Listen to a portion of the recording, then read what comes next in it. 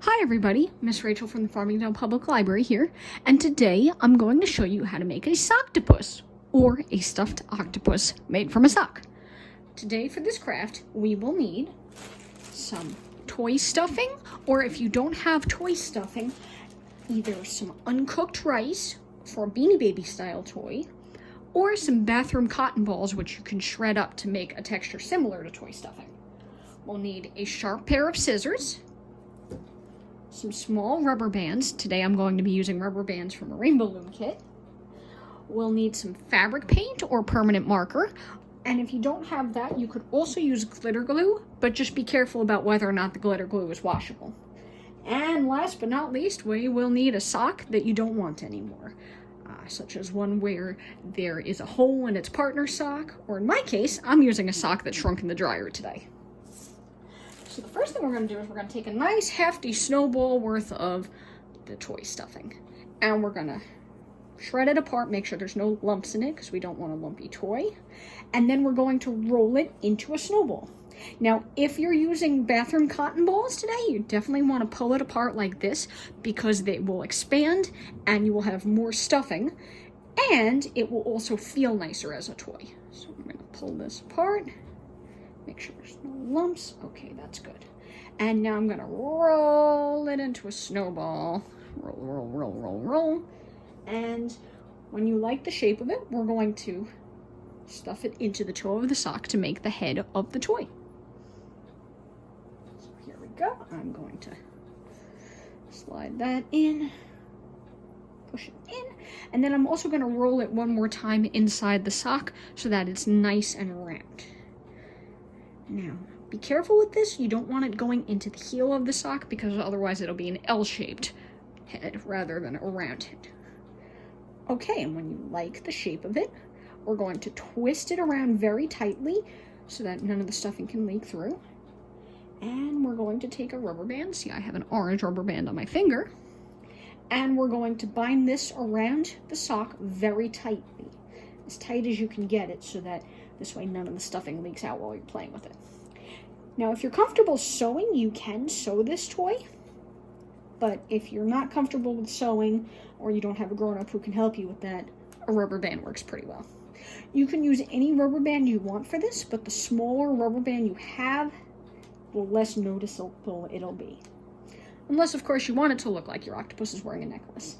Then you might want to do a big rubber band and decorate it with your marker. Okay, so I'm going to slide that down, roll it again into a ball, make sure I didn't smush it up too much. Okay, so there's going to be the head of my octopus. I'm going to use this side as the face because the other side is a different color. And now we're going to cut our octopus legs. Now, if you're using really sharp scissors, ask a grown-up for help with this. But the first thing that we're going to do is we're going to cut 4 legs. And then we're going to cut those 4 legs in half again to make the 8 legs. So I'm going to cut straight down the middle of my sock here to make 2 legs. Now don't worry about cutting all the way up to the rubber band because this will shred over time. And now I'm going to cut down towards the heel and back so that this way it sits flat. Well, now you might need a second set of hands, such as a grown-up, to help with this, or you could hold it the way that I'm holding it with one hand, but be careful that you don't cut your fingers. And you can lay it flat and go from there. Okay, so right now I have 2 really big chunky legs. I'm going to flip this over and I'm going to cut along this seam line here where kind of the L shape is, like that. So now I have 3 legs, 1 really big leg and 2 smaller legs.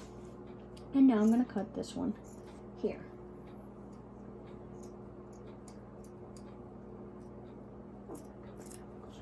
Okay, so right now I have 4 really big legs. I'm going to cut each of my legs again to make 8. So 4 times 2 is 8. And in the case of where the heel is in this sock, I'm actually going to cut it around the heel so that there's a slightly shorter leg here, but they're all about the same width. We don't want one really fat leg and one really skinny leg.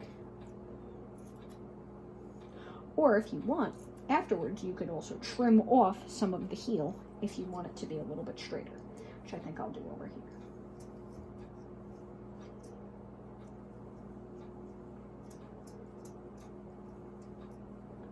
Okay, so 1, 2. Now I'm going to rotate my octopus around and cut this one.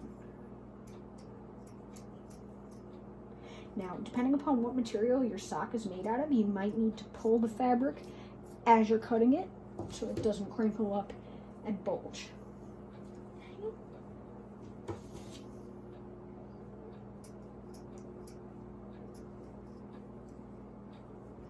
And pull it tight because this is a knit.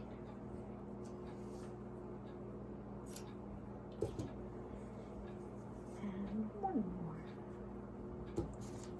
This one. I kind of like where one arm seems to be curved off to the side, like it might be holding something with this arm, but you could trim it just a little bit. There we go. So that's scrapped. And here we go. We've got some legs now for our Socktopus. Now I'm going to flip them over, and using my fabric paint, I'm going to give them a face. Now you could also use permanent markers like Sharpies for this if you don't have fabric paint, but I like the 3D effect, and also since I'm using a gray and red sock, I want to give it blue eyes. So I'm going to go, boop, give it a squeeze. Give it one nice big blue eye over here, and another big blue eye over there, and I'm going to give it a happy face.